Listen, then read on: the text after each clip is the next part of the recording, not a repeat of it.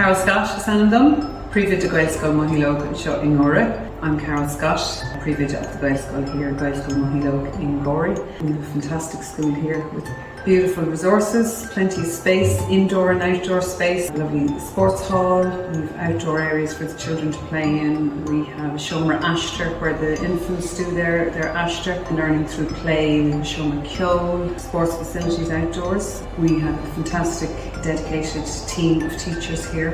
We cater for the needs of every student. It's not necessary for the students to have Irish as a teanga at home. We have children here who have a second language at home and Common Irish is their third language, English and another language, and they continue with Irish here.